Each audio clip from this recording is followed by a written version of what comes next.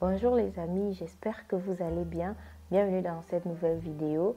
Vous l'avez vu, aujourd'hui on va parler de la vie de maman. Je voulais notamment vous raconter mon accouchement, comment ça s'est passé et comment je l'ai vécu. Et sans plus tarder, on va commencer. Alors, comme je vous disais dans la vidéo précédente, j'avais atteint les 40 semaines. 40 plus 2 jours déjà, au bout de 40 plus 2 jours, je n'en pouvais plus. Surtout que la gynécologue m'avait promis que une fois qu'on a passé le terme, c'est là qu'on peut considérer l'idée de provoquer l'accouchement. Donc une fois qu'on était à 40 plus 2, franchement, je n'en pouvais plus. Et donc on s'est rendu à l'hôpital, on a demandé à ce que mon accouchement soit déclenché. Il n'y a pas eu d'objection à cela et ils ont été d'accord très vite. Très vite, le médecin en charge est venu me proposer les options pour déclencher l'accouchement. Alors, il y avait une option qui consistait soit à me donner un médicament, une autre option qui consistait à me poser une sorte de sonde, une sorte de ballonnet. Je crois que ça s'appelle le cathéter de Foley, quelque chose comme ça. Je vais vous mettre un encadré pour que ce soit plus clair, pour que ce soit en des termes moins mondains. Donc, elle m'a expliqué en quoi consistaient les deux méthodes et bon, à mon sens, j'ai trouvé que la méthode du ballonnet était un peu plus acceptable pour moi.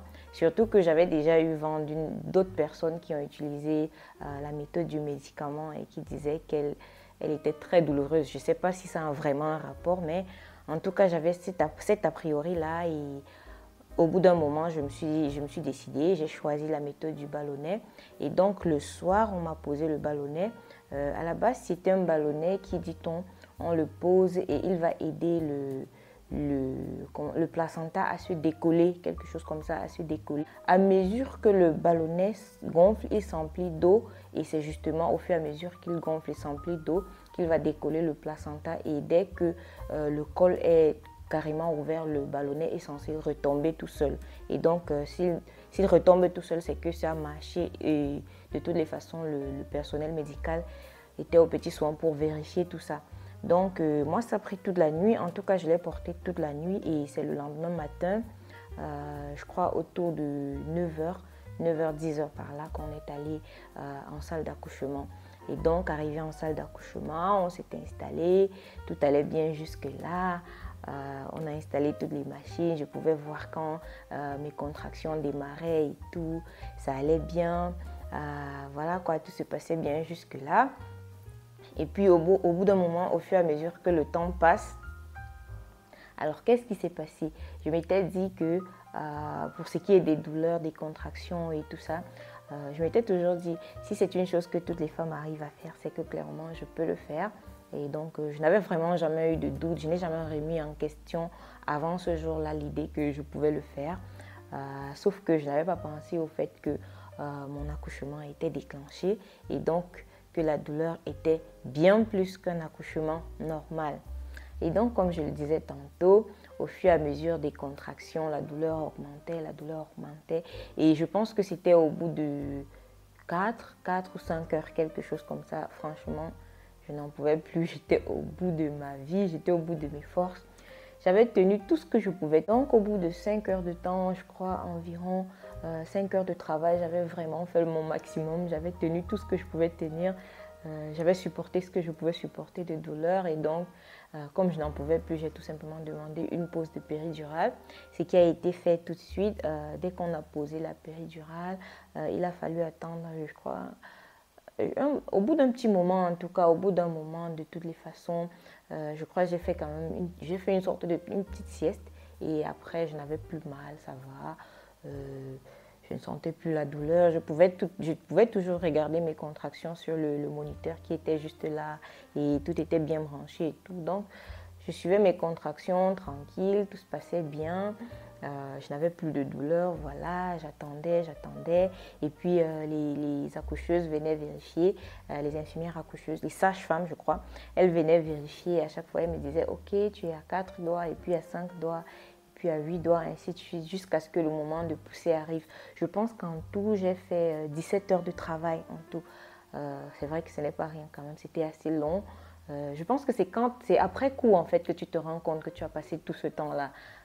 Quand tu es sous le feu de l'action, dans le moment, tu ne réalises pas vraiment que tu viens de passer 17 heures dans cette salle-là. Donc oui, moi j'ai fait 17 heures de travail en tout et à la fin de la journée, le moment de pousser est arrivé et les infirmières accoucheuses, elles se sont un peu réunies. Il y en avait 3, je crois. Il y en avait 3 en tout. Et puis, le médecin en chef, elle n'était pas dans la salle. Donc, elle faisait le travail, elle me motivait, elle me disait ce qu'il faut faire, allez, allez. Et donc, les infirmières accoucheuses, elles me motivaient, elles m'expliquaient comment pousser, elles me disaient tous les mots gentils qu'on peut dire à ce moment-là pour me motiver, pour me dire à quel point je suis forte, je peux pousser et tout ça. Et donc, sauf que j'ai l'impression qu'il y avait quelque chose qui clochait.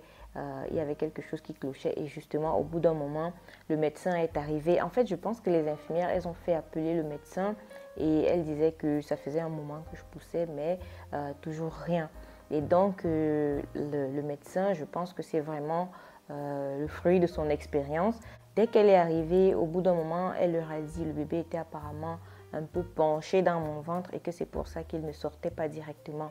Donc ensuite, elles se sont mises à me motiver à pousser pendant que le médecin, elle poussait sur mon ventre pour essayer de redresser le bébé. Et donc elles ont fait ça au bout de quelques minutes et tout. Il fallait décider d'une épisiotomie en fait. Donc elles m'ont demandé de signer des papiers pour une épisiotomie ou quoi que ce soit. À ce moment-là, je n'en pouvais plus tout simplement.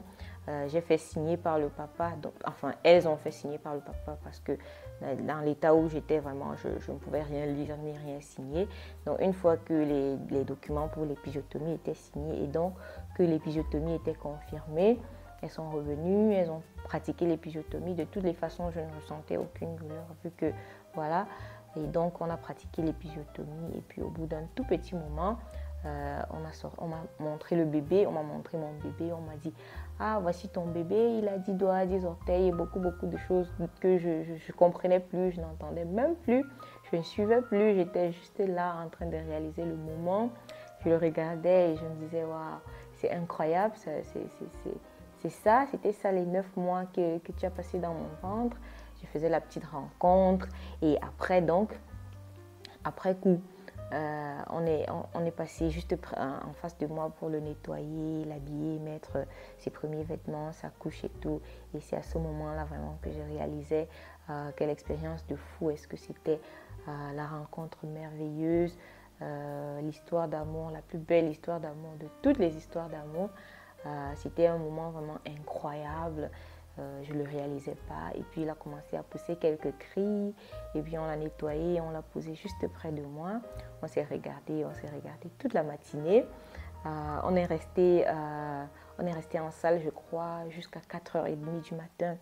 Il fallait que je reste dans la salle d'accouchement pour me reposer. Donc, je suis restée dans la salle jusqu'à 4h30. Et puis, ce n'est qu'après 4h30, donc, l'infirmière qui est restée en salle, qui était en charge de moi, elle est donc sortie.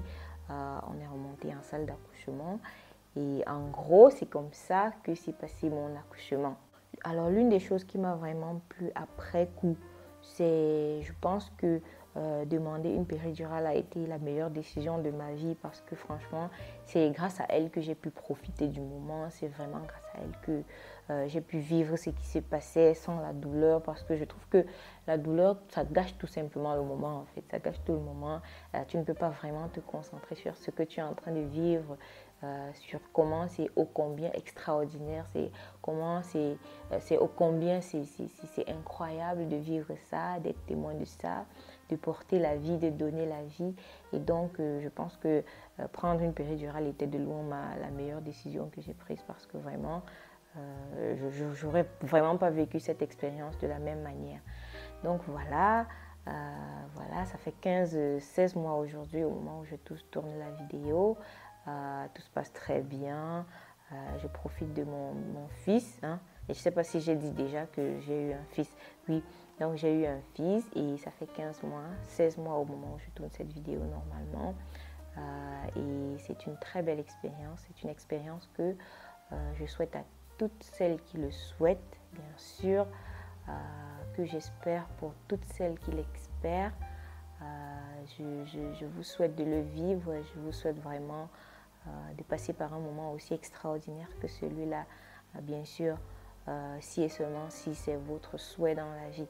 Petit aparté à ce niveau de la vidéo pour vous demander de vous abonner à la chaîne, liker et commenter la vidéo, partagez-la également si elle vous a plu car tout cela m'aide dans la création de mon contenu. Voilà les amis, c'est tout pour cette vidéo. J'espère qu'elle vous aura plu. On se revoit très bientôt pour une nouvelle vidéo. D'ici là, portez-vous bien. Bye bye.